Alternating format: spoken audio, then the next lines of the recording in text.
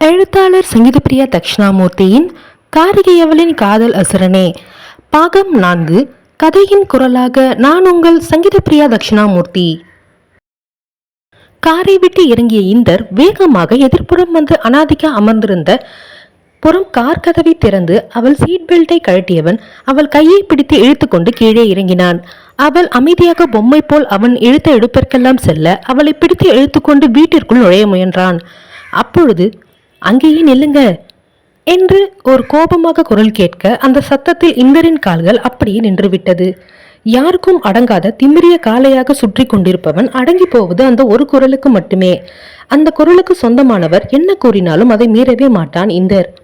அனாதிகாவின் கைகளை பிடித்துக்கொண்டு இறுக்கமான முகத்துடன் இந்தர் நின்று இருக்க அப்பொழுது வெளியே தனது பாவாடையை தூக்கி பிடித்துக்கொண்டு குடுகுடுவென்று கையில் ஆரத்தி தட்டுடன் ஓடி வந்தாள் ஒரு சிறியவள். மிஞ்சி மிஞ்சி போனால் அவளுக்கு என்ன, ஒரு 6 அல்லது 7 வயது இருக்கும், அவ்வளவுதான்.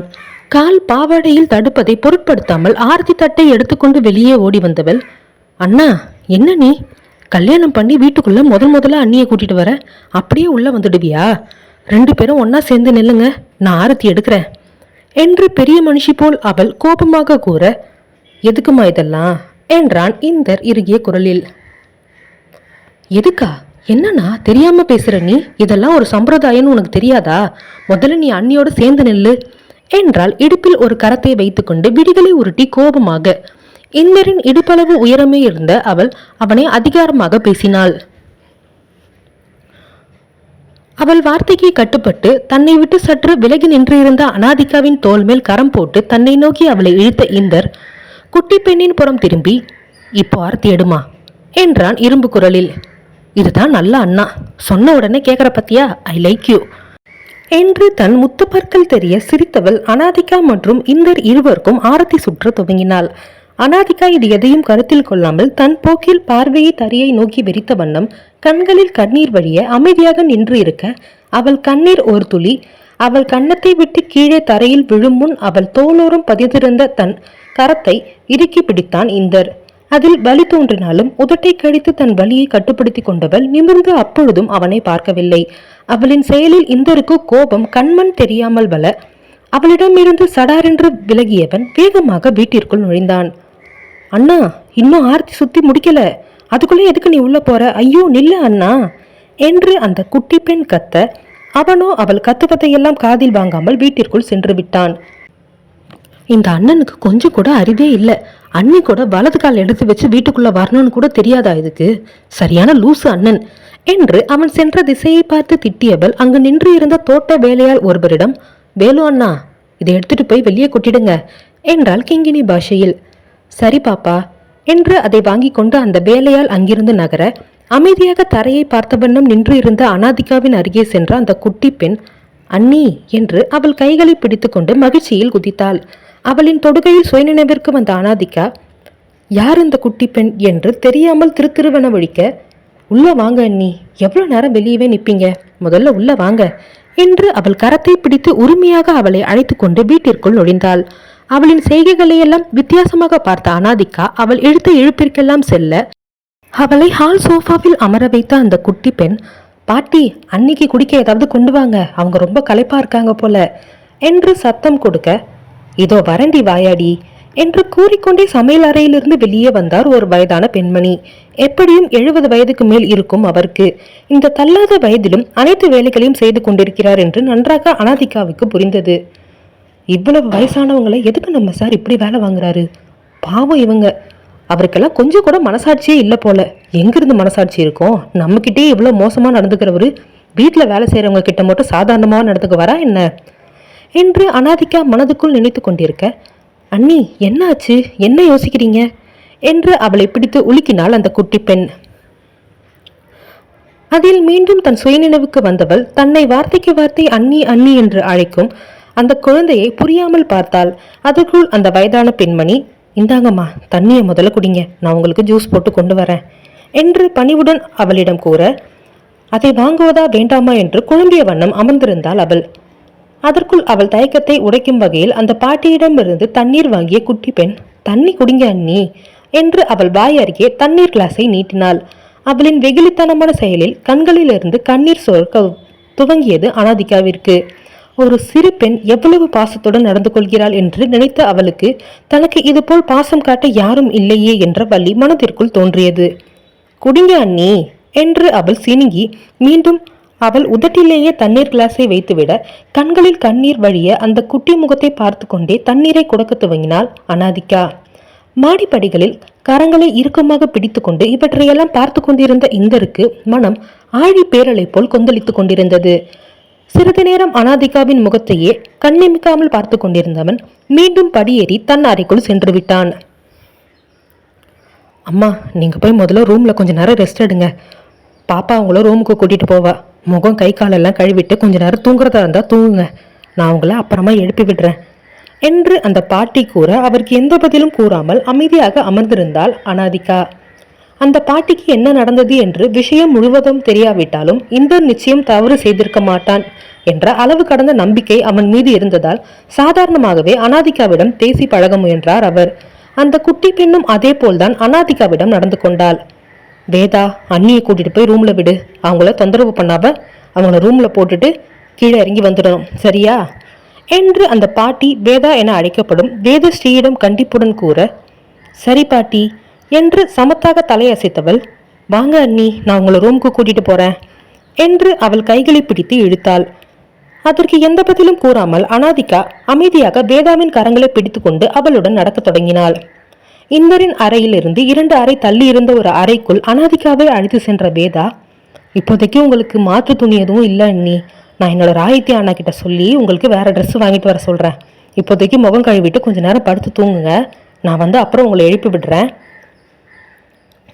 என்று அவள் கூற அதற்கு வாயை திறந்து எந்த பதிலும் கூறாமல் சரி என்று மட்டும் தலையசைத்து விட்டு அங்கிருந்த குளியல் அறைக்குள் நுழைந்து கொண்டாள் அனாதிகா. என்ன இது, அண்ணி நம்ம கிட்ட பேசவே மாட்டேங்கிறாங்க, ஒருவேளை அவங்களுக்கு நம்மள பிடிக்கலையோ என்று குழந்தைத்தனமாக யோசித்தவள் உதட்டை பெதுக்கி சோகமாக அறையிலிருந்து வெளியேறினாள். வேகமாக முகம் கழுவி விட்டு வெளியே வந்த அனாதிகா அங்கிருந்த கட்டிலில் சோர்வாக அமர்ந்து விட்டாள். அமர்ந்த நொடி அவள் கண்களில் இருந்து மீண்டும் கண்ணீர் விழ துவங்க இன்று நடந்த அதிர்ச்சி சம்பவங்கள் அனைத்தும் நினைத்தவாறு அமைதியாக கண்ணீர் வடித்தவாறு அமர்ந்திருந்தாள் அவள். அந்நேரம் கீழே, இந்தர் எங்கடா இருக்க, வெளியே வா என்று யாரோ கோபமாக கத்தும் சத்தம் கேட்க வேகமாக அறையை விட்டு வெளியே வந்தாள் அனாதிகா.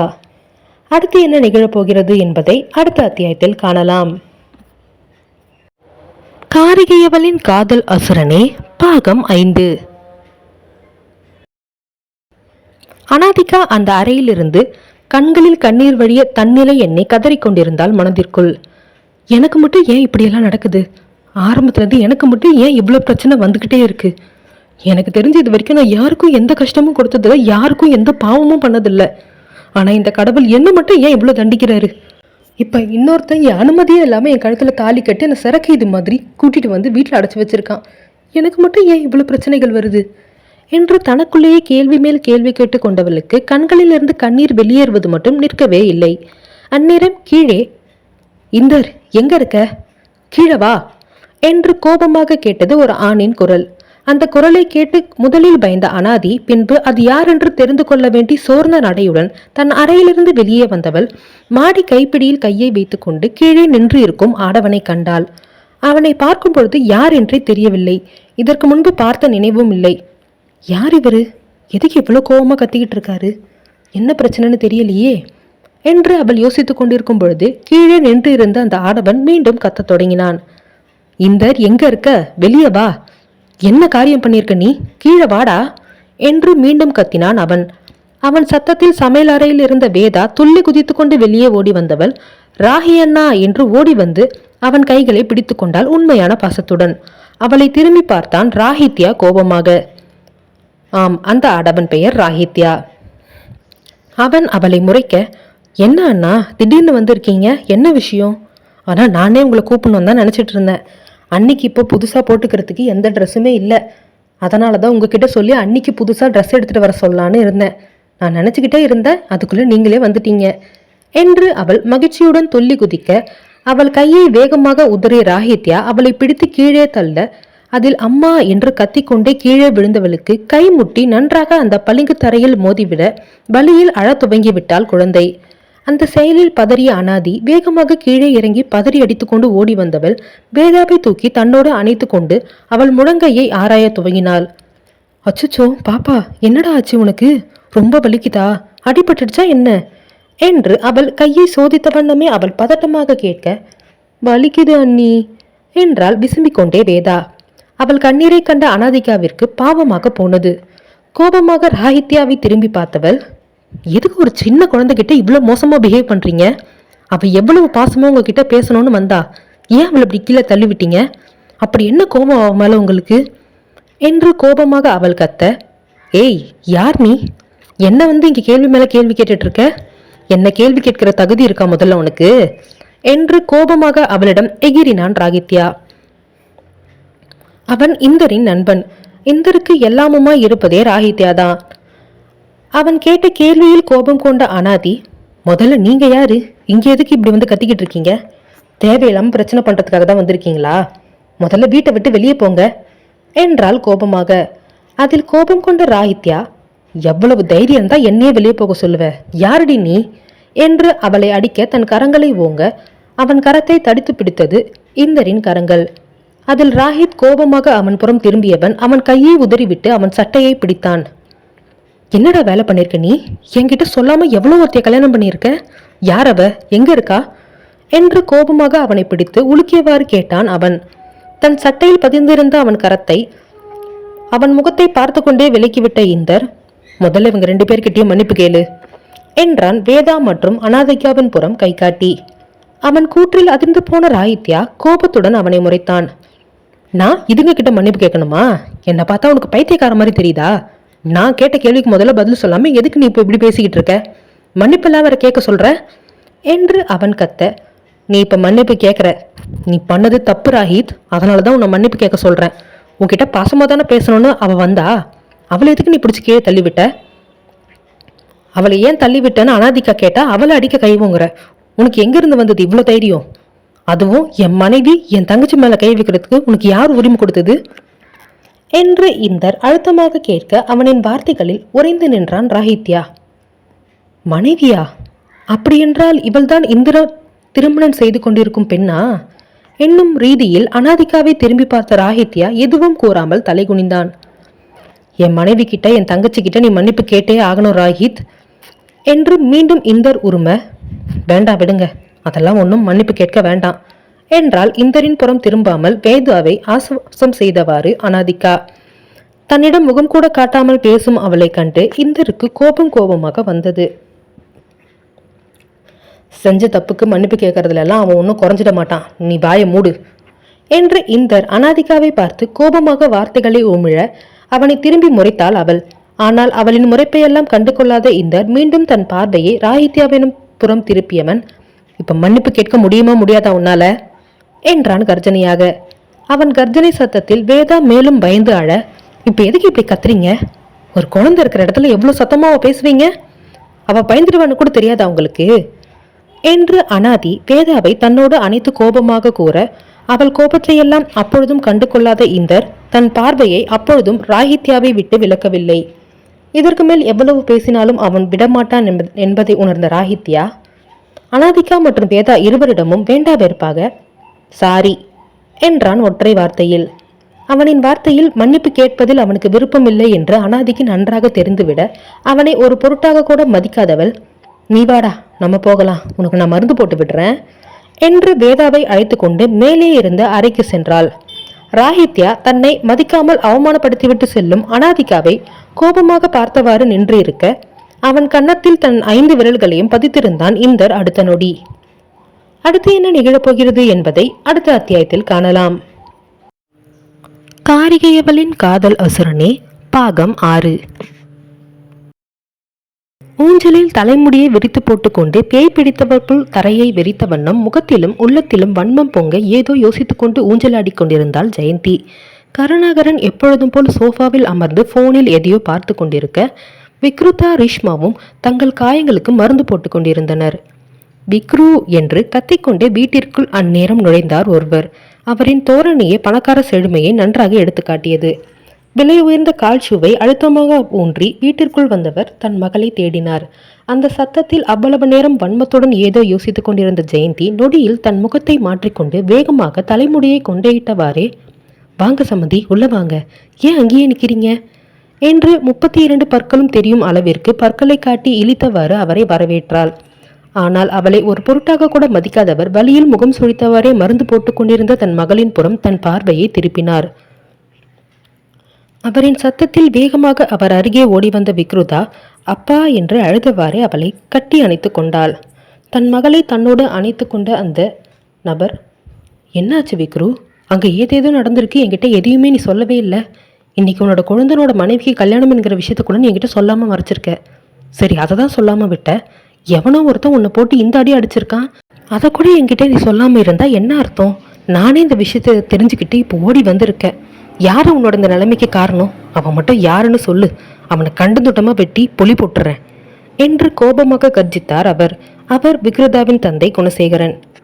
அப்பா, என்னை அடித்தது ஒரு ஆம்பளை இல்லைப்பா, பொம்பளைங்க.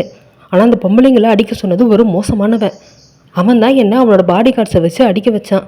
இங்கே பாருங்க எனக்கு உடம்புல எவ்வளோ காயம்னு. அவனை சும்மாவே விடக்கூடாதுப்பா என்று கண்ணீருடன் அவரை கட்டி அணைத்தவாறு விக்ருதா கூற, அவளை அரவணைத்து கொண்டவர் தன் தீர்ப்பாவையை கண்களில் தேக்கி ஜெயந்தியை முறைத்து பார்த்தார். அவரின் முறைப்பில் நான் தந்தி அடிக்க துவங்கியது ஜெயந்திக்கு. சம்மந்தி, உங்கள் பொண்ணு மட்டும் இல்லை, நாங்களும் தான் அடி வாங்கியிருக்கோம். நீங்கள் எங்களை பற்றி எதுவுமே சொல்ல மாட்டேங்கிறீங்களே. எங்களுக்கும் பலமான அடிதான். எல்லாத்துக்கும் காரணம் என் பையனோட கம்பெனி ஓனர் தான். அவன்தான் எங்களை இப்படி ஆளை வச்சு அடித்தான் என்று வேக வேகமாக அனைத்தையும் கொட்ட துவங்கினாள் பயத்தில் ஜெயந்தி. யார் அவன்? பெயர் என்ன அவனுக்கு? அவன் எப்படி என் பொண்ணு மேலே கை வைக்கலாம்? அவன் என்ன அவ்வளோ பெரிய ஆளா? அவனை பற்றி கொஞ்சம் சொல்லுங்க பார்ப்போம் என்று குணசேகரன் தெனாவட்டாக கேட்க, அவன் பேர் விஸ்வக் இந்திரஜித்பா. விஸ்வக் குரூப் ஆஃப் கம்பெனிஸோட மேனேஜிங் டைரக்டர் அவன்தான் என்றால் கோபமாக இந்த முறை விக்ருதா. அவள் கூறியதை கேட்ட குணசேகரனுக்கு ஒரு நொடி உள்ளம் தூக்கி வாரி போட்டது. இந்திரஜித்? அவன் எப்படி இந்த குடும்பத்துக்குள் நுழைந்தான்? அதுவும் இந்த வீட்டு பெண்ணை எப்படி அவன் திருமணம் செய்து கொண்டான்? அவனுடைய ஆஸ்தி அந்தஸ்துக்கு இந்த வீட்டில் உள்ள பெண்ணை திருமணம் செய்ய அவனுக்கு எப்படி மனசு வந்தது என்று தனக்குள்ளே நினைத்தவருக்கு அவனை நினைத்து ஒரு நொடி பயம் தோன்றத்தான் செய்தது மனதிற்குள். ஏனெனில் அவன் குணம் பற்றி அறிந்தவர் தானே அவர். ஒரு முறை நடந்த பிசினஸ் மீட்டிங்கில் அவனை எதிர்த்து ஒரு வார்த்தை பேசியதற்காக தன் தொழில் சாம்ராஜ்யத்தை கீழே சரிந்துவிடும் நிலைக்கு கொண்டு வந்து நிறுத்தியிருந்தானே. அப்படி இருப்பவனை பற்றி தன் மகளே சொன்னால் அவருக்கு பயம் வரத்தானே செய்யும். அப்பா, என்னப்பா அமைதியாக இருக்கீங்க?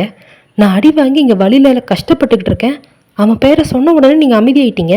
என்ன ஆச்சு உங்களுக்கு என்று விக்ருதா கேட்க, ஒன்றும் இல்லைம்மா, அவனை பற்றி எனக்கு தெரியும். ரொம்ப மோசமானவன் அவன். ஒரு தடவை என்னோட கம்பெனி திடீர்னு ரொம்ப லாஸில் போச்சு.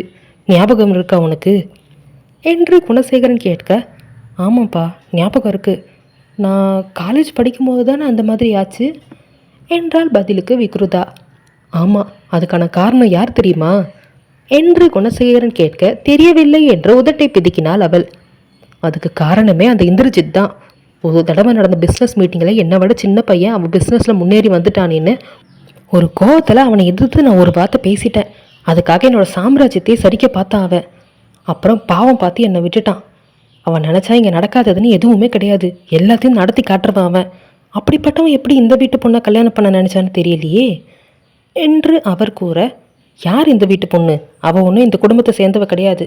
என் அண்ணனுக்கு மனைவியாக இருந்தவ. என் அண்ணனே செத்த பிறகு அவள் எப்படி இந்த வீட்டு பொண்ணு ஆவா என்று கோபமாக எகிரி கொண்டு வந்தாள் ரீஷ்மா. அவளை தன் ஒற்றை பார்வையில் அடக்கிய குணசேகரன், இங்கே பாரு, உன் வயசு என்ன, என் வயசு என்ன? என்கிட்ட இந்த குரலை உயர்த்தி பேசுகிற வேலையெல்லாம் வச்சுக்காத, ஓங்கி செவிலே ஒன்று வைப்பேன் என்றார் கர்ஜனையாக. அதில் ரீஷ்மா பயந்து ஜெயந்தியின் பின்னால் மறைந்து கொள்ள ஜெயந்திக்கோ குணசேகரனின் கோபத்தை கண்டு பயமாகத்தான் இருந்தது. ஏனெனில் இன்று வரை அவர் மகள் தன் வீட்டிற்கு மருமகளாக வந்துவிட்டாள் என்ற ஒரே காரணத்திற்காக அவரை நம்பித்தானே பிழைப்பை ஓட்டி கொண்டிருக்கிறாள். கந்துவட்டி தொழில் செய்யும் போது அதில் வரும் பணம் பத்தாது என்று விக்ருதாவிற்கு ஐஸ் வைத்து அடிக்கடி அவள் பிறந்த வீட்டிலிருந்து பணத்தை கறந்து கொண்டிருக்கிறாள் ஜெயந்தி. அது மட்டுமின்றி குணசேகரன் எவ்வளவு பெரிய ஆள் என்று தெரிந்து அவரை பகைத்து கொள்ளும் எண்ணம் அவளுக்கு கொஞ்சமும் இல்லை. எங்கே கோபத்தினால் குணசேகரன் ஏதாவது செய்து விடுவானோ என்று பயந்தவள் தன் மகளின் முதுகில் அடித்தாள். நம்ம வீட்டு சம்மதிக்கிட்ட எதிர்த்து பேசுகிற அவ்வளோ கொழுப்பாயிடுச்சா உனக்கு என்று ரீஷ்மாவை ஜெயந்தி அடிக்க, அத்தை அவளை விடுங்க, அவள் ஏதோ கோபத்தில் பேசிட்டா, அதெல்லாம் பெருசாக்காதீங்க அத்தை என்று ஜெயந்தியின் உண்மை குணம் அறியாமல் அவளுக்கு ஆதரவாக பேசினாள் விக்ருதா. இங்கு இந்திரஜித்தின் வீட்டில் தன்னை அவமானப்படுத்திவிட்டு சென்ற அனாதிகாவை கோபமாய் பார்த்தவாறு ராகித்யா நின்று இருக்க அவன் கன்னத்தில் தன் 5 விரல்களையும் பதித்திருந்தான். அடுத்த நொடி இந்தர். அதில் நிலை குலைந்த ராகித்யா அவன் அடித்த அடியின் தாக்கத்தில் தலை சுற்றி போனான். கன்னத்தில் கை வைத்து கொண்டு கோபமாக இந்தரை முறித்தவன், என்னடா நினைச்சுக்கிட்டு இருக்கோம் மனசுல? இப்ப வந்தவளுக்காக என்ன அடிக்கிறியா நீ என்று கோபமாக அவன் கத்த, என் மனைவி அவ இவன் மரியாதை இல்லாம பேசாதடா, அப்புறம் நான் மனுஷனா இருக்க மாட்டேன், அவளுக்கான மரியாதையை நீ கொடுத்துதான் ஆகணும் என்றான் கட்டளையாக உருமலான குரலில் இந்திரஜித். எதுக்கு இவளை கல்யாணம் பண்ணி கூட்டிட்டு வந்த?